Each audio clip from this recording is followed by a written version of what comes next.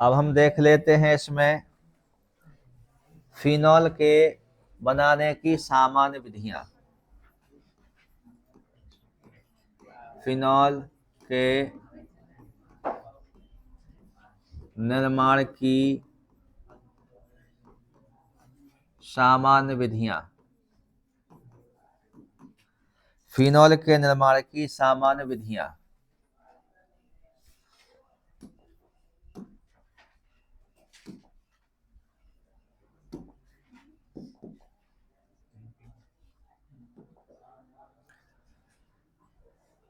Phenol के निर्माण की क्या हो जाएंगी सामान्य विधियां। तो सबसे पहले फिनॉल के निर्माण की पहली विधि में हम देख लेते हैं बेंजीन डाई एजोनियम क्लोराइड से।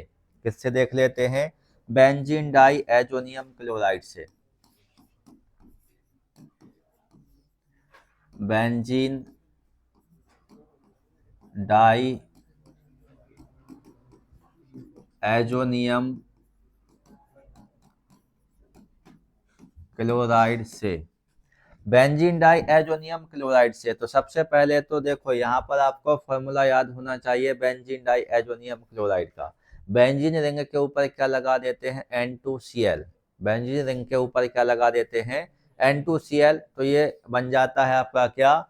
Benzene diazonium chloride. और इस बेंजीन डाई एजोनियम क्लोराइड का हमें भाप आसवन करना है कि भाप आसवन से। भाप आसवन से। देखो तो सबसे पहले यहाँ पर हम समीकरण को लिखने के लिए किसका उपयोग कर लेते हैं? बेंजीन रिंग बनाएंगे। ये क्या हो गया आपका? Benzene ring. हमने कहा बेंजीन रिंग के ऊपर हम क्या लगाएंगे? N2Cl। तो ये बन जाता है आपका क्या? Benzene diazonium chloride. तो यहाँ पे हमने ये लगाया, देखो सिंगल बॉन्ड, ये हो गया N, ये हो गया डबल बॉन्ड, ये हो गया N, ये हो गया सिंगल बॉन्ड, ये क्या हो गया? Cl। ये लिखा क्या है? ये लिखा है सीधा, यहाँ पर हम लिखेंगे नॉर्मली फॉर्मूले के रूप में बेंजीन रिंग के ऊपर क्या हो जाएगा? N2Cl। यही लिखा है ये। इसको ऐसा इसलिए लिखा ताकि क्रिया को समझना क्या हो जाए? आसान। अब इसका हमें बेंजीन डाई एजोनियम क्लोराइड का क्या कराना है? भाप आसवन कराना है। क्या कराना है? भाप आसवन। भाप आसवन कराएंगे यानी HOH। HOH यानी H2O। भाप आसवन कराएंगे तो भाप होगा, और भाप में क्या होगा आपका? H2O होगा, जल होगा। तो यहाँ पर H2O के लिए अपन ने क्या लिख दिया? HOH। ये जो क्रिया होगी, ये क्रिया कैसी होगी? अम्लीय माध्यम की उपस्थिति में H3O+। ऐसे आप लिखना है, इसको सही देख लेना थोड़ा। अम्लीय माध्यम की उपस्थिति में क्रिया होगी। किसकी उपस्थिति में? अम्लीय माध्यम की उपस्थिति में क्या होगी? क्रिया। अम्लीय माध्यम की उपस्थिति में क्रिया होगी तो सबसे पहले किसका निर्माण होगा? फिनॉल का। हम फिनॉल बनाना देख रहे हैं, तो यहाँ पर सबसे पहले तो बेंजीन रिंग के ऊपर क्या लगा देंगे? OH। बेंजीन रिंग के ऊपर क्या लगा देंगे? OH। अब यहाँ पर आप देखिए, ये जो H था ये इस Cl के साथ क्या बना लेगा? HCl। ये जो H है इस Cl के साथ ये क्या बना लेगा? HCl बना लेगा। बाकी हमने यहाँ से ये जो OH था, ये OH कहाँ लगा दिया? बेंजीन रिंग के साथ लगा दिया। कहाँ लगा दिया? बेंजीन रिंग के साथ। अब यहाँ से क्या बचा? यहाँ से बचा है ये N, और N क्या बनाएंगे? N2। ये N और N क्या बना लेंगे? N2। तो प्लस में यहाँ पर क्या हो जाएगा? N2 हो जाएगा। बात समझ गए? तो ये क्या हो गया आपका? Benzene diazonium chloride. Benzene diazonium chloride का हमने भाप आसवन कराया अम्लीय माध्यम की उपस्थिति में, तो किसका निर्माण होता है? फिनॉल का क्या होता है? निर्माण। इसके बाद दूसरी विधि देख लेते हैं। दूसरी विधि रेसिंग विधि।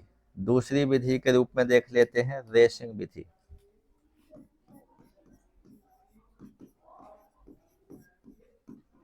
रेसिंग विधि।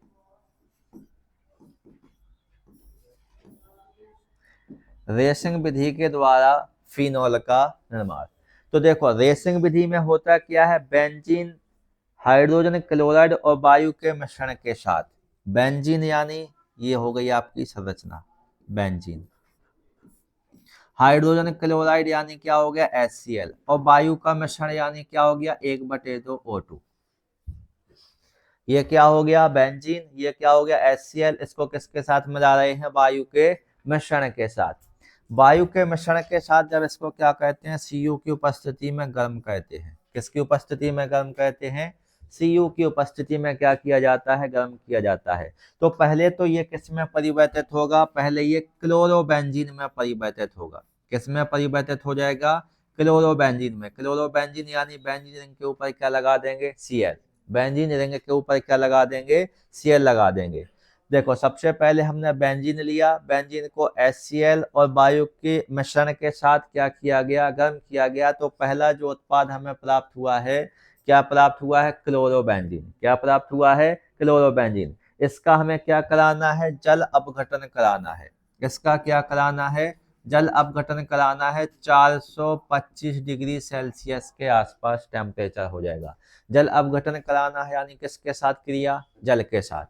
जल अपघटन यानी क्रिया किसके साथ, जल के साथ क्रिया करानी है। तो हम जल को कैसे लिख देते हैं, हम जल को HOH लिखते हैं। कैसे लिखेंगे, HOH।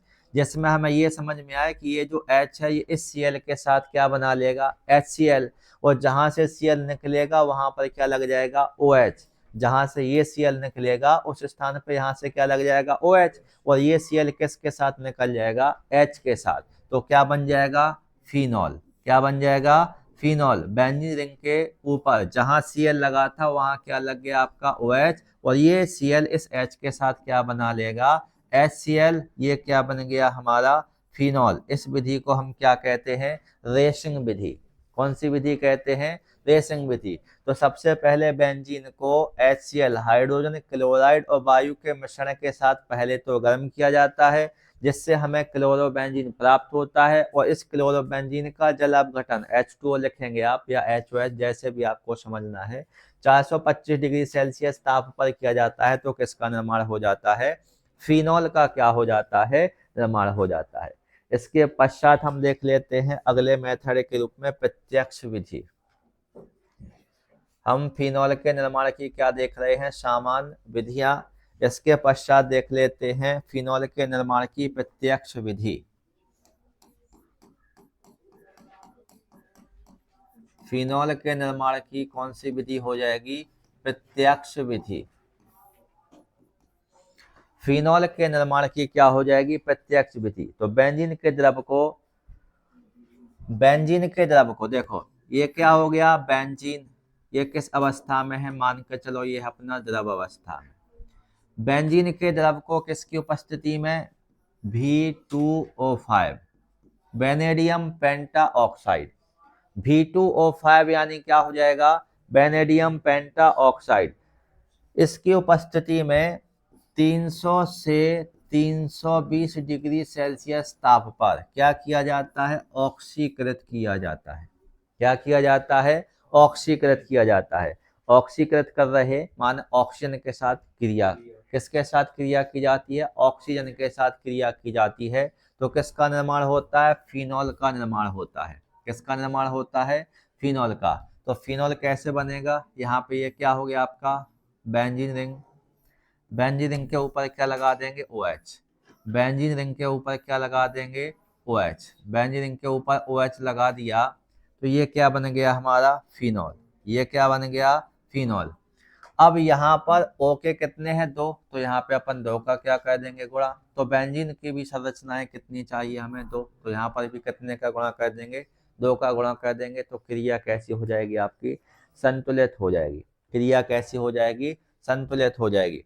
अब आपको एक बात समझ में आनी चाहिए, हुआ क्या है, जहां हमने यहाँ पर OH लगाया है, तो जहां OH लगा है वहां H तो पहले से ही था, नहीं था। उसी H के साथ क्या आ गया, O। H तो वहां पहले से ही था। प्रत्येक कोने पर क्या है, एक कार्बन है और एक क्या है, हाइड्रोजन। तो वही हाइड्रोजन है, ये अलग से कहीं से भी नहीं आया है।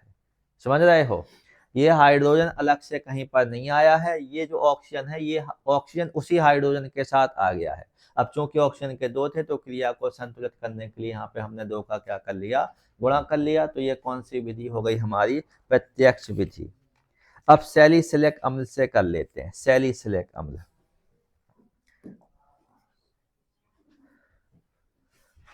सैलिसिलिक अम्ल से, सैलिसिलिक अम्ल, सैलिसिलिक अम्ल से किसका निर्माण करेंगे? फिनॉल का। सैलिसिलिक अम्ल से किसका निर्माण करेंगे? फिनॉल का निर्माण करेंगे। तो सबसे पहले तो हमें यहाँ पर सैलिसिलिक अम्ल का फॉर्मूला याद होना चाहिए। किसका फॉर्मूला याद होना चाहिए? सैलिसिलिक अम्ल का फॉर्मूला याद होना चाहिए। तो ये लगा दिया अपन ने OH, ये लगा दिया COONA, ये क्या हो गया? सैलिसिलिक अम्ल। देखो, यदि ऑर्गेनिक केमिस्ट्री में आपको फॉर्मूले नहीं आते हैं तो आप ऑर्गेनिक केमिस्ट्री सीखने की कोशिश ना करें। समझ रहे हैं? यदि फॉर्मूले नहीं आते हैं तो ऑर्गेनिक केमिस्ट्री सीखने की कोशिश ना करें। सबसे पहले तो फॉर्मूले याद करें। इसकी क्रिया हम इसको सोडा लाइम के साथ, सोडा लाइम यानी NaOH प्लस CaO का मिश्रण ले लिया और इस मिश्रण के साथ हम क्या कर रहे हैं? इसको 200 डिग्री सेल्सियस ताप पर क्या कर रहे हैं? गर्म। 200 डिग्री सेल्सियस ताप पर क्या करेंगे? गर्म। तो ये क्या हो गया? सैलिसिलिक अम्ल हो गया। सैलिसिलिक अम्ल को सोडा लाइम के साथ 200 डिग्री सेल्सियस ताप पर क्या किया जाता है? गर्म किया जाता है। तो किसका निर्माण होता है? फिनॉल का निर्माण होता है। किसका निर्माण होता है? फिनॉल का। चाहे आप यहाँ OH लगाएं तो भी वो फिनॉल है, और चाहे आप इस OH को यहाँ पर लेके आ जाओ तो भी ये क्या है? ये फिनॉल ही है। ये क्या हो गया? आपका फिनॉल हो गया। बात समझ गए?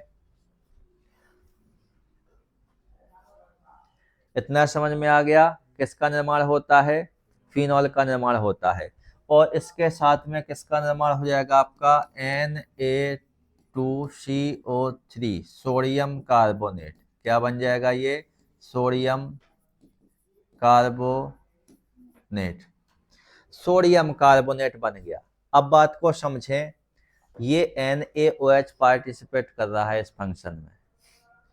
देखो, एक Na ये हो गया, एक Na ये हो गया, तो स्पष्ट समझ में आ गया कि Na2 हो गया। अब देखो, ये C है, 2 O ये है, 1 O ये है, तो क्या बन गया? Na2CO3। ये H भी तो बचा है, अभी नहीं बचा है। ये H कहाँ शिफ्ट हो गया? जहां से COONA बाहर हुआ। जहां से COONA बाहर हुआ तो उसकी संयोजकता को पूरा करने के लिए वहां पर ये H चला गया। बात समझ गए? NaOH सामान्यतः सोडा लाइम के लिए इसका उपयोग अपन कर रहे हैं, और NaOH इस अभिक्रिया में भाग ले रहा है। ये तो बाकी इतना पोर्शन आपका फिनॉल का यहाँ पे था, उसको हमने लिख लिया। यहाँ से COONA को क्या कर दिया? निकाल लिया। तो COONA ने इस NaOH के साथ क्या कर ली? क्रिया कर ली। तो यहाँ से Na, यहाँ से Na2 बन गया। ये CO और एक O ये है, तो CO3 बन गए। बाकी का ये जो एक H था, ये एक H उस स्थान पर शिफ्ट हो गया कार्बन की संयोजकता को कंप्लीट करने के लिए, जहां पर क्या लगा था? COONA। बात समझ गए? केवल यहाँ से NaOH क्रिया में क्या करेगा? भाग लेगा। बात समझ गए? तो ये क्या हो गया? ये हो गया सैलिसिलिक अम्ल से किसका निर्माण हो गया? फिनॉल का। सैलिसिलिक अम्ल से किसका निर्माण हो गया? फिनॉल का। एक क्रिया और देख लेते हैं, जिसमें हम देख लेते हैं गिग्नाइड अभिकर्मक से। गिग्नाइड अभिकर्मक से एक एक पॉइंट को अपन क्लियर करते हुए चलेंगे ताकि कोई दिक्कत ना आए। गिग्नाइड अभिकर्मक से, गिग्नाइड अभिकर्मक से। तो सबसे पहले तो हमें ये पता होना चाहिए यहाँ पर कि गिग्नाइड अभिकर्मक है क्या? एल्किल मैग्नीशियम हैलाइड को क्या कहते हैं? गिग्नाइड अभिकर्मक। एल्किल मैग्नीशियम हैलाइड को क्या कहते हैं? गिग्नाइड अभिकर्मक कहते हैं। तो सबसे पहले तो यहाँ पे अपन या तो R single bond Mg single bond X, ये क्या हो गया? एल्किल मैग्नीशियम हैलाइड हो गया। अब यहाँ पर एल्किल की जगह हम पढ़ क्या रहे हैं? फिनॉल। तो फिनॉल में ये जो देखो R है, इस R की जगह फिनॉल, यदि हम एरोमेटिक समूह पढ़ते हैं तो इस R की जगह हमें क्या लिखना होता है? ARMGX। बात समझ जाओ, ये भी गगनार्ड अभिकर्मक है, ये भी गगनार्ड अभिकर्मक है। ये एलिफेटिक यौगिकों के अंतर्गत जब चलेंगे तो लिखा जाएगा, और ये एरोमेटिक यौगिकों के अंतर्गत चलेंगे तो लिखा जाएगा। और अभी हम किसकी बात कर रहे हैं? एरोमेटिक यौगिकों की। तो अभी अपना ArMgX के फॉर्म में रहेगा, यानी C6H5 आएगा। क्या आएगा? C6H5। तो यहाँ पे आएगा C6H5 MgBr प्लस 1/2 O2। तो ये क्या हो गया? गगनार्ड अभिकर्मक हो गया। इसका हमने क्या कराया? ऑक्सीकरण कराया। क्या कराया? ऑक्सीकरण। 2 से 2 तो ये कट जाएंगे, केवल क्या बचेगा? O। ये O आएगा और इन दोनों के बीच में यहाँ शिफ्ट हो जाएगा। ऐसे ही समझ लो कि ये O आके इन दोनों के बीच में बैठ जाएगा। तो क्या बनेगा? C6H5 single bond O single bond Mg single bond क्या हो गया? Br। बात समझ गए? ये गगनार्ड अभिकर्मक है, इसका हमने ऑक्सीकरण कराया, 1/2 O2 लिए, 2 से 2 कैंसिल होगा। ये जो O आया, ये O आपका आधा परमाणु लिया, माने O हो गया। तो यहाँ पर ये O इसके बीच में आकर क्या बना लेता है? C6H5O MgBr बना लेता है। और इसका हमें क्या करना है? ये एक प्रकार का क्या है? यौगिक है। क्या है? यह एक प्रकार का यौगिक है। और इस यौगिक का हमें क्या कर देना है? जल अपघटन। इस यौगिक का हमें क्या कर देना है? जल अपघटन। जल अपघटन के लिए हम फॉर्मूला अब सीधा HOH लिख देते हैं, आप समझ जाएं। HOH यानी क्या है? प्लस H2 है। HOH इसलिए ताकि आपको समझ में आए कि एक स्थान पर H लग जाएगा, एक स्थान पर क्या लग जाएगा? OH। एक स्थान पर H लग जाएगा, एक स्थान पर क्या लग जाएगा? OH। तो ये देखो, ये H आकर के इसके साथ लग गया, ये H आकर के इसके साथ लग गया, तो क्या बना? C6H5 single bond OH। यही तो था क्या? फिनॉल। ये क्या हो गया? फिनॉल। यहाँ से क्या बचा? MgBr और यहाँ से क्या बचा? OH। तो प्लस में क्या हो जाएगा? Mg। इस OH को उठा के इसके बीच में रख दो तो क्या हो गया? OH। और ये क्या हो गया आपका? Br। तो ये क्या बन गया आपका? फिनॉल। बात समझ गए? तो ये फिनॉल बनाने की क्या थी? सामान्य विधियां।